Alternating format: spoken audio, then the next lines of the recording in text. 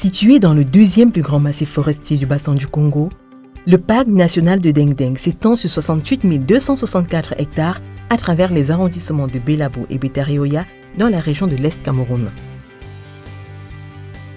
Le territoire du parc est couvert par deux grandes formations végétales, un écosystème savanicole au nord et un écosystème de forêts denses humides au sud.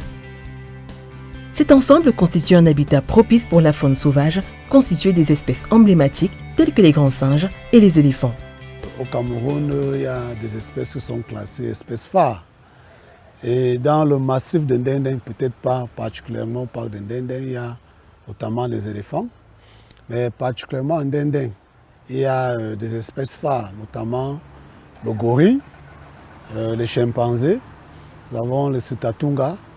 Il y a également les pangolins géants et d'autres espèces qu'on retrouve, notamment les potamochères, yellowchères, etc. Ces espèces fauniques, protégées au niveau international, font l'objet de menaces au sein du parc national de Deng-Deng. Pour y faire face, le service de conservation du parc a recours aux outils de surveillance satellitaire. C'est le cas des outils de Global Forest Watch qui permettent d'identifier des zones de pression à partir des alertes de déforestation émises par le satellite. Le parc est menacé. Dans la plateforme, j'ai reçu plusieurs alertes, environ 800. Ça veut dire que le parc est franchement menacé.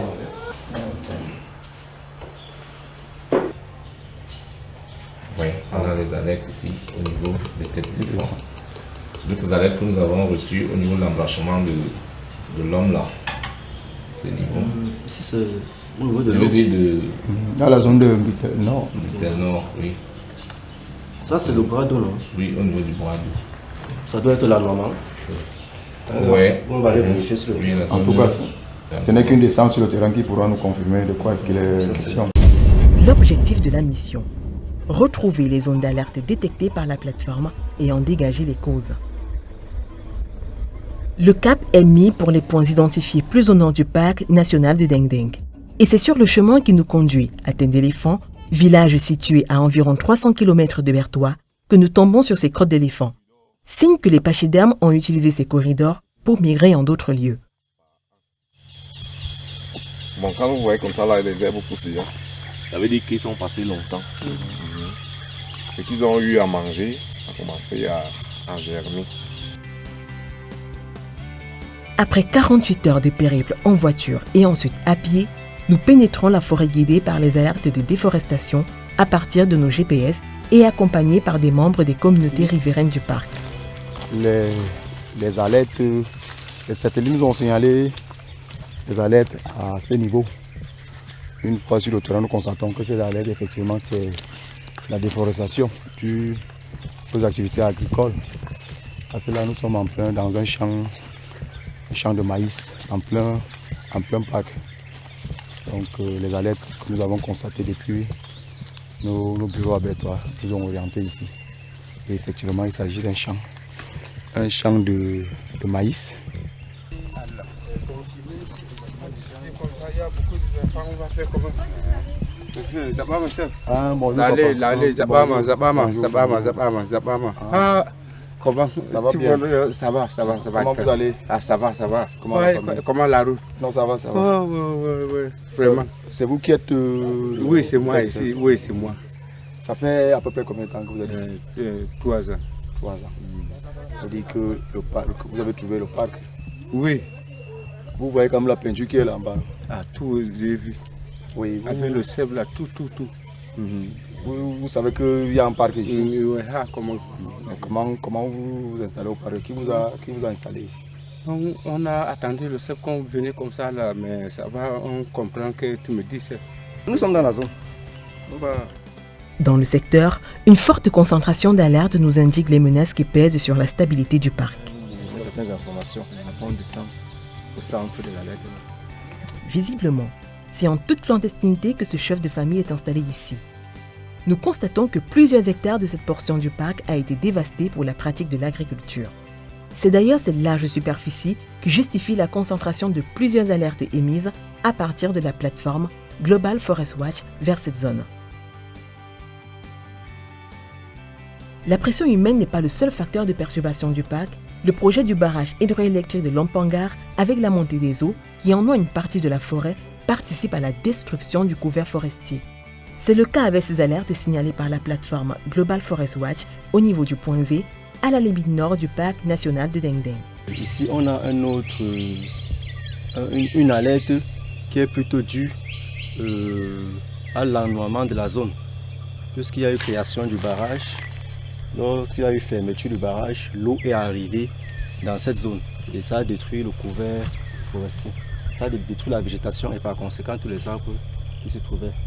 Les efforts du service de conservation du parc national de Deng Deng, avec l'appui technique de WCS et du consortium BRLI SFAB, il y a de cela quelques années, dans le renforcement des capacités des éco-gardes, ont tenté d'améliorer cette situation. Malheureusement, la question de la surveillance des limites du parc national de Deng Deng demeure. Au jour d'aujourd'hui, il n'est pas possible, avec le nombre d'éco-gardes que nous avons, de pouvoir surveiller entièrement l'espace, surtout qu'il y a des zones qui sont fortement enclavées. Et la complexité du parc, c'est qu'il y a des cours d'eau et nous n'avons pas aussi des matériels pour pouvoir mener des patrouilles fluviales. Pour pallier aux problèmes de ressources humaines pour le contrôle et la préservation des ressources forestières du parc, le ministère des Forêts et de la Faune met en place les comités de protection de la forêt dans les localités villageoises qui bordent la forêt. Le CPF a été créé dans le but de participer à la conservation du parc, c'est-à-dire en étroite collaboration avec la population et les agents des eaux de forêt.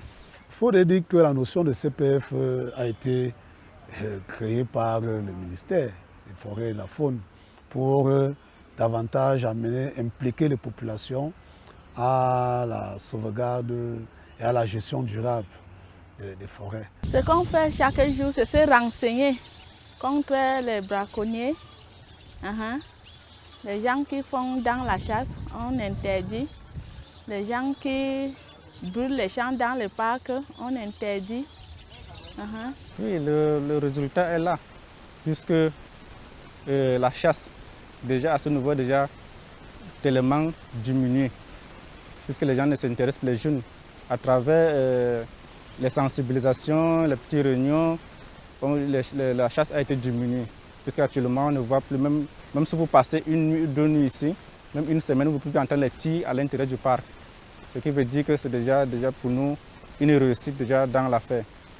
Et quand nous aussi parfois il nous arrive de se promener en brousse là pour voir, pour un peu examiner là où les pistes, les anciennes pistes que les gens passaient pour faire la chasse et tout, on voit ça se ferme. Et les douilles qu'on trouvait à terre, tout cela on ne retrouve plus cela. Donc c'est ça qui nous garantit que le message, le travail est en train de bien évoluer. Mais on nous avait promis une moto pour sensibiliser les gens qui sont aux environs du parc. Mais jusqu'à aujourd'hui, on n'a pas ça. Et notre travail demande à marcher autour du parc, dans les villages riverains qui sont autour du parc. Ce manque de moyens a une incidence directe sur la préservation des espèces protégées, étant donné que les activités de braconnage se développent en même temps qu'une bonne partie des populations non sensibilisées continuent d'utiliser la forêt pour satisfaire leurs besoins. Là, c'est déjà les villageois ici en route, c'est moi maintenant. Laisse derrière la voiture. Attends, on ouvre d'abord. La notion de conservation des ressources naturelles est assez difficile à intégrer en milieu rural.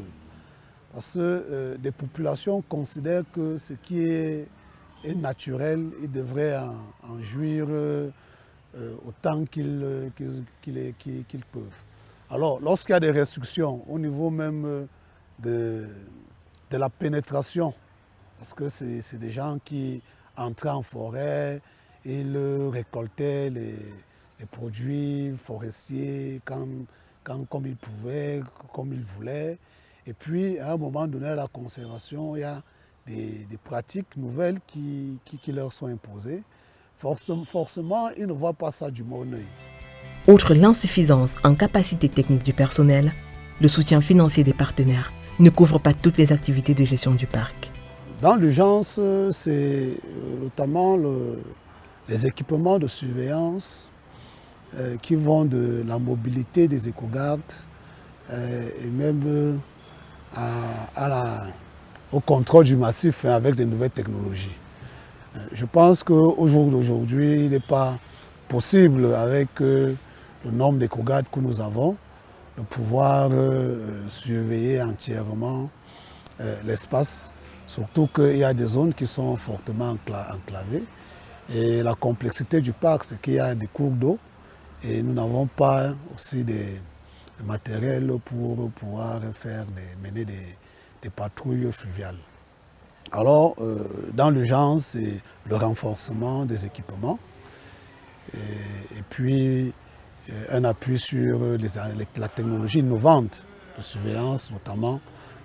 Nous disons donc, nous remercions le Sahel qui est venu avec cette surveillance spatiale-là, qui nous permet avec des satellites de pouvoir faire des observations et aller les vérifier si effectivement les alertes de déforestation qui sont données sont avérées. Et je pense que c'est ce genre de choses pour le moment qui sont importantes pour le parc.